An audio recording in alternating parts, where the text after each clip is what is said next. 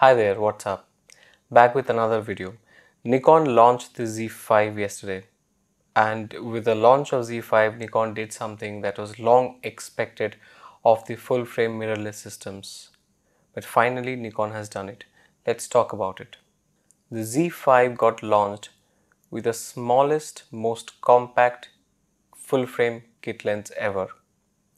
It's a 24 to 50 f4 to f6.3 kit lens, plastic built, light and cheap, just about 300 grams.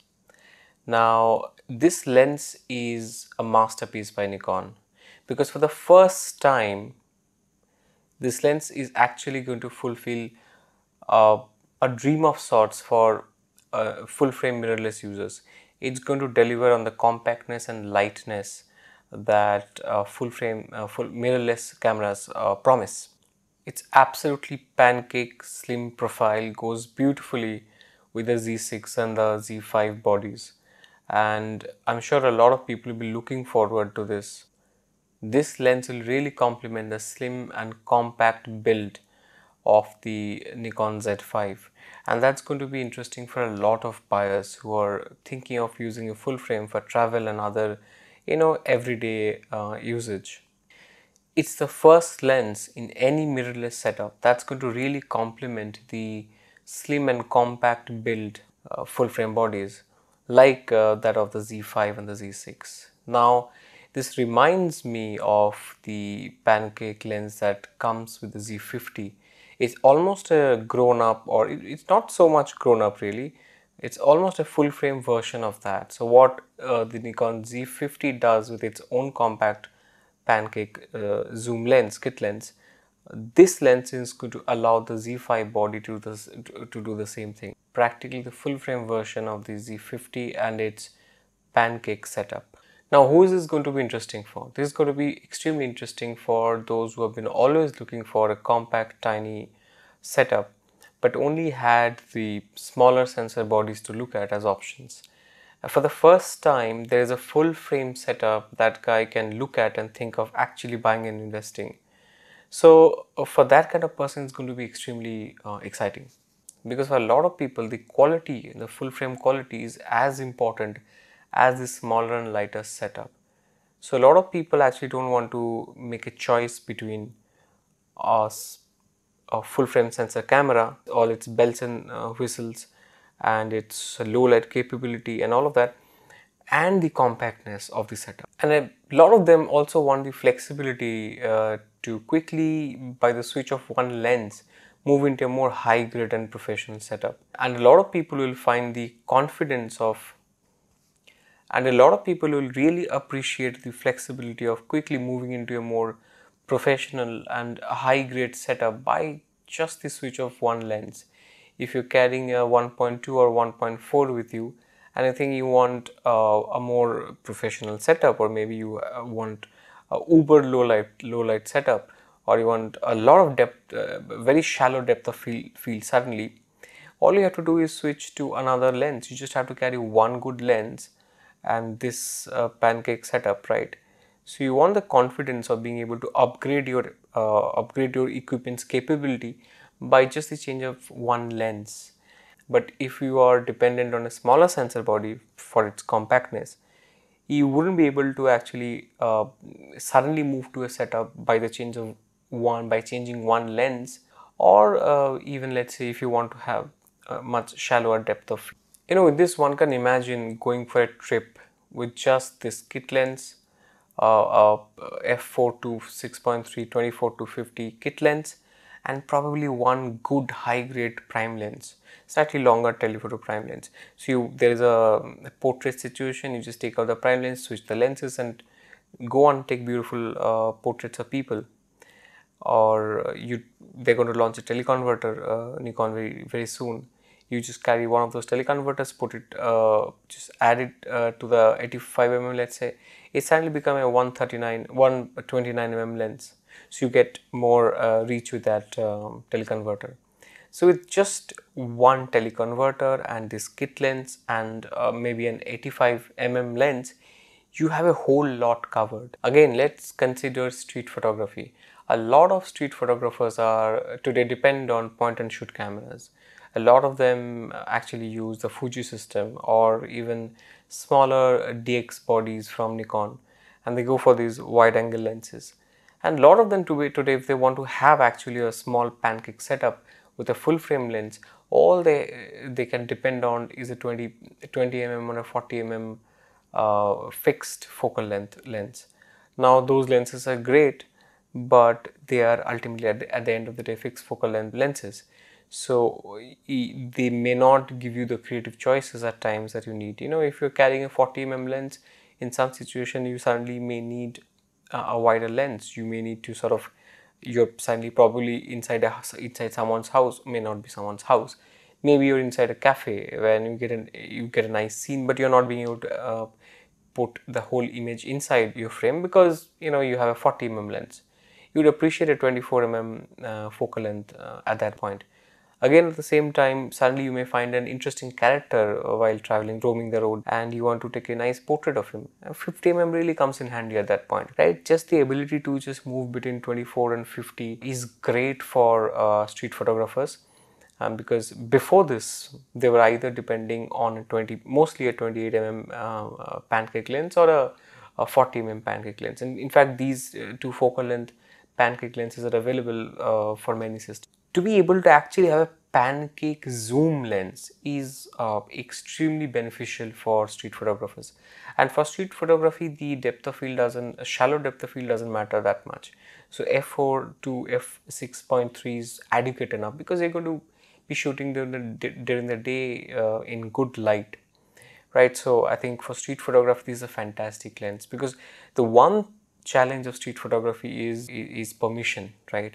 You often don't get permission, and the world is getting increasingly hostile to strangers nowadays, right? So with a slightly more less intrusive camera setup, slightly more stealthy camera setup, you're able to take more pictures, you're able to capture more situations, be more, let's say, natural while taking street photography, and that's fantastic. What it ultimately will do is it will ultimately give the world much better pictures. It will get the best out of many photographers. And that is amazing. And obviously a lot of people just prefer the full frame cameras, and they shouldn't have to, just because they don't have great lens choices or tiny compact lens choices. They shouldn't have to fall back on a micro four thirds camera, which they may not find other use of, when they're doing some other kind of work. For example, if they're shooting portraits or something else, or commercial photography, where you need a large sensor output from a large sensor camera. In that case, you're forcing that guy to have one setup for street photography and also travel, and then one setup for the other kind of jobs. I think this really solves a problem. You can actually have one system, one lens, which will allow you to get into one system with a very nice price tag, and then really straddle all those different jobs. Now, the very smart thing I would say that Nikon has done here is that in order to reduce the size of the lens, they have not cut down on the wide end of the lens. What they have done is they have reduced a typical 24 to 70 down to 24 to 50, because you can just move forward a little bit and get closer to a subject. You will miss the 70 mm end of the lens, miss much less compared to the wider end of the lens, because at times you just can't go back because there's a wall behind you. You can't get a wider field of view. So the 24, allowing the lens to have the 24 mm end of the lens was, I think, very smart. And also the other thing is that the 24 mm lenses are more expensive. So it is much cheaper to get a 85 mm prime lens than to get a 24 mm prime lens or a 20 mm prime lens. So at least with this lens, people will have access, at least they will have access to the wider side of a wide angle lens, which is always helpful because it allows you to be far more versatile. You have a wide to normal zoom lens, and you'd always probably go out and get a telephoto lens anyway if you're interested in photography, right? So people eventually go and get an 85 mm lens for a portrait lens, or even a 51.4 for that matter. but very few people actually you spend money on wide angle lenses unless they have figured out that wide angle lenses allow them some kind of creative liberty. Because most people are enthusiastic about photography by get enthusiastic about photography by looking at those pictures with a lot of background bokeh and shallow depth of field and those dreamy sort of look. Now people explore the whole lot of photography, creative photography, that you can do with wide angle lenses much later. It takes a certain amount of maturity, but when you have this lens, you're always prepared to explore that side of photography.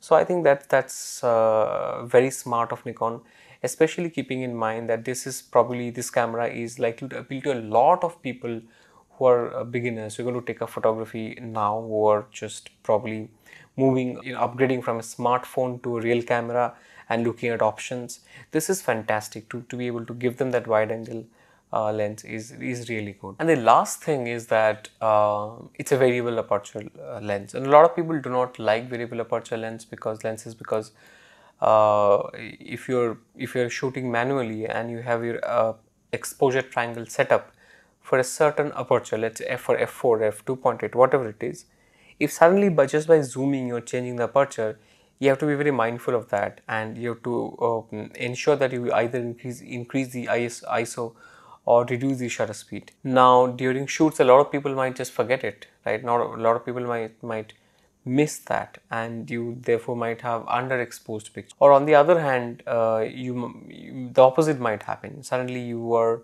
instead of f5.6, you realize that you shot at f4, but you did not adjust the ISO or the shutter speed for that. So you might have exposure inconsistencies because of uh, variable aperture lenses. That is the reason for a lot of people to not like variable aperture lenses.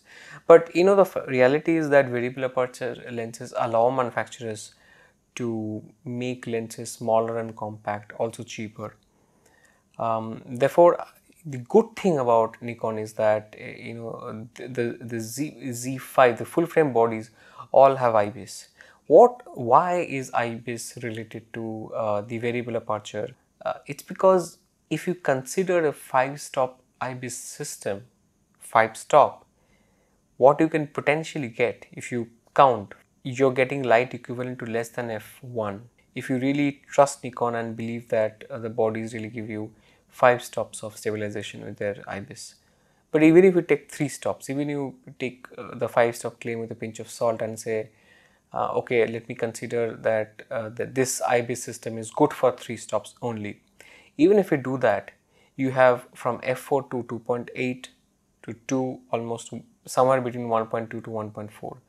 So you're going to get a pretty good, you're going to get a system where you can actually use this lens in low light situations, just because it's going to be paired with a body that has IBIS. In fact, the idea of this lens sounds so good to me that I think Nikon should really consider the option of offering this lens with the Z6 and the Z6 bodies as optional kit, the other optional kit lens. In fact, why only Z6 and Z7? They should also consider this kit lens as an offer with, not as an offer, as a kit lens option for the Z6S and Z6-7 bodies, which are to come sometime later this year or early next year. So I think it's going to also allow a lot of people to choose and go for a more compact Z6 lens and body combination, and also a cheaper combination. It's going to probably make for even a better value Z6 body for a lot of people. Offering this lens with the Z6 body will make the Z6 a lot more affordable and a lot more accessible to a much wider set of people. So that's about it for today. I hope you like the thoughts that I shared with you. Please like and share. Please comment and write down your comments down below. If you don't like this, please criticize. Be vocal about criticizing us. Not a problem at all. In fact, we look forward to your feedback. Thanks a lot. See you soon.